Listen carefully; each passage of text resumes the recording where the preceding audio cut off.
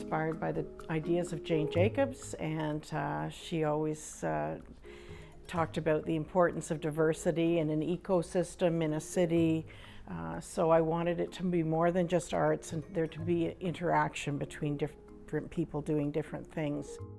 And she talks about how important old buildings are in the city, not fine museum pieces, not, you know, things that have been restored and fixed up to the nth degree, but old, plain, ordinary buildings that have had their capital costs written down and can afford the work of the artist and the writer and the scientific inventor, all those things that don't generate a great deal of money, but that are really important to the functioning of a city and to its economic development, cultural development, etc. And she says it's really important to keep these old buildings interspersed within the city because that's where new ideas come from.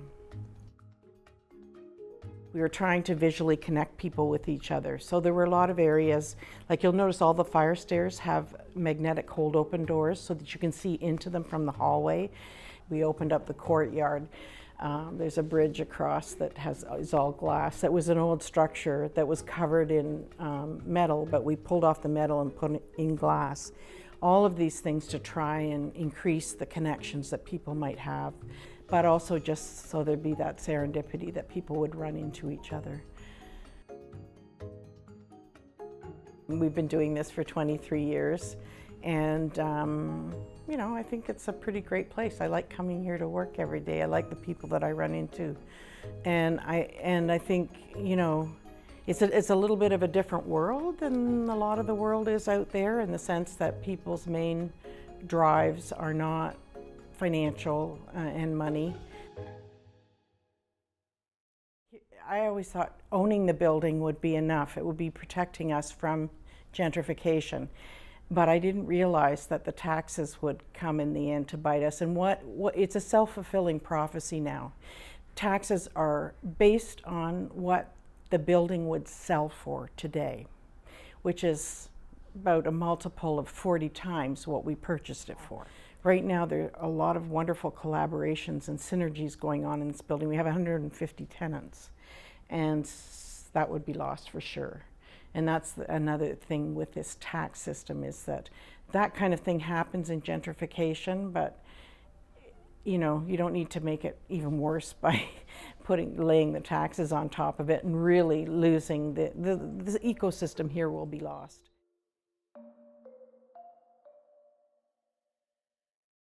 Tangled Arts Disability is a disability arts organization and art gallery dedicated to showcasing artists with disabilities, deaf artists, MAD identified artists.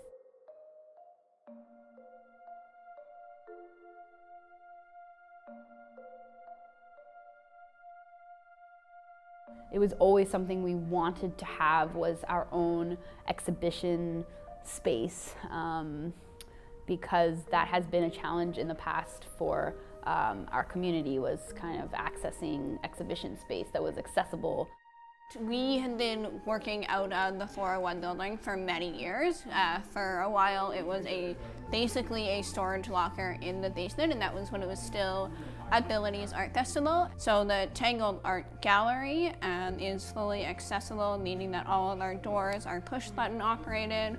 Our paintings and art are hung at 42 inches, which is lower than industry standard, to ensure that both seated guests and guests of lower stature can enjoy the art. Thousands of people involved in the arts and culture sector all over the world come through this building. So it's a great kind of centralized place for arts and culture in Canada. So at Tangled Disability Art for us is promoting the work of artists living with disability, so either deaf, MAD, or disability identified. And it promotes their work and gives them opportunities that they might not have at a commercial gallery.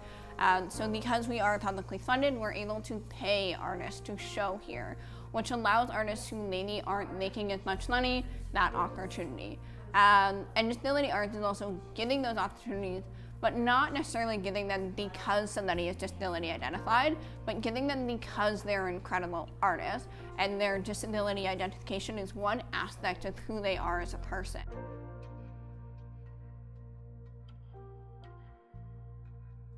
Hi, I'm Steve Keane. I'm a photographer, artist. I do commercial photography as well. I've got a long history with Tangled Disability Art from long before they were called Tangled.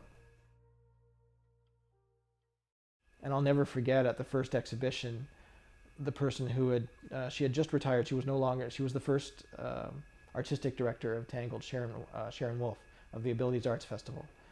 She came to my exhibition. She came to Strange Beauty and saw all of the shows.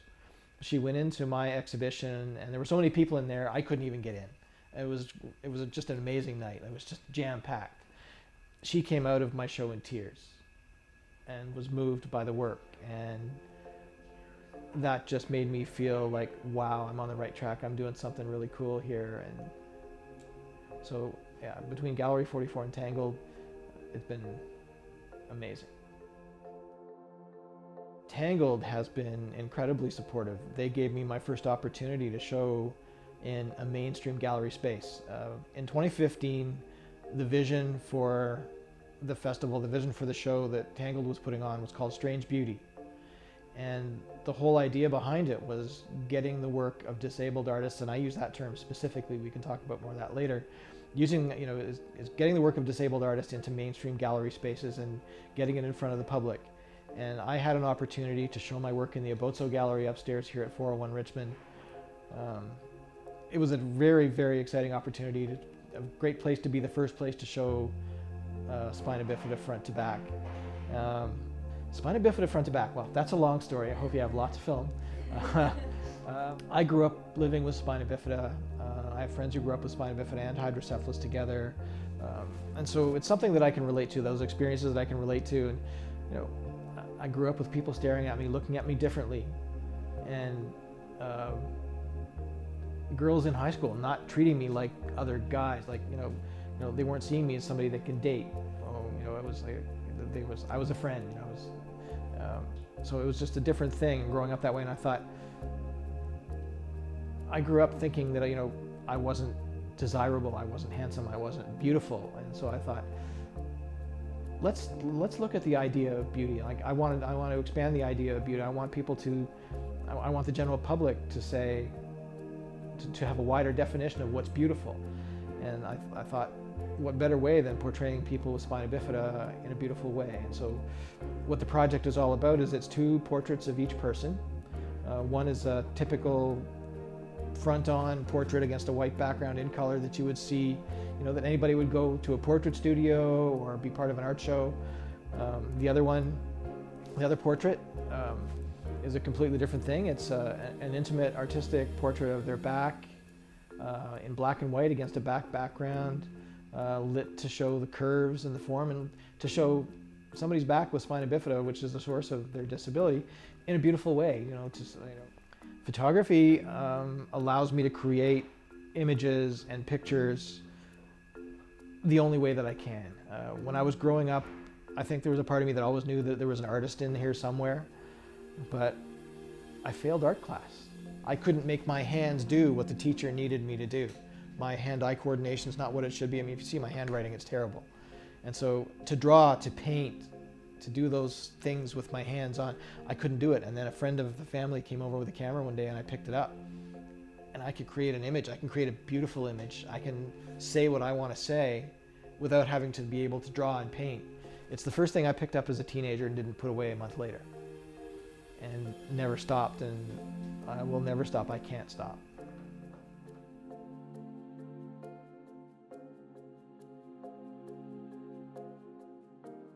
401 Richmond, which I discovered quite by mistake, like a lot of people, just walking by and wondering what this behemoth building is all about in the middle of downtown. Had some time on my lunch hour and I came wandering in and my jaw just dropped.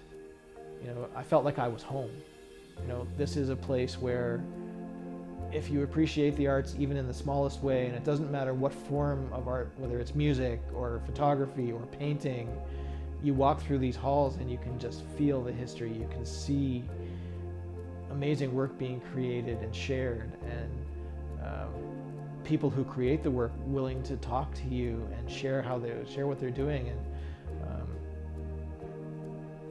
and then you hear the stuff about this tax hike, and you think about this place going away, this place becoming another glass and steel corporate headquarters, and it just makes you want to cry. That, you know, the arts is disappearing from a place where it's easy to access for people who use wheelchairs, people like me, easy to get to for tourists. This place can't disappear, it just can't.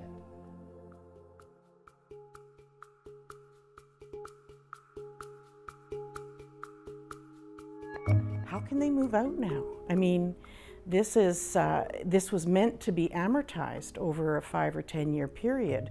All those donors are expecting that they're going to be there for 5 or 10 years. But if the taxes are going to drive them out, you know, it's a really catch-22 situation. It's not just that they can up and leave and go somewhere less expensive now.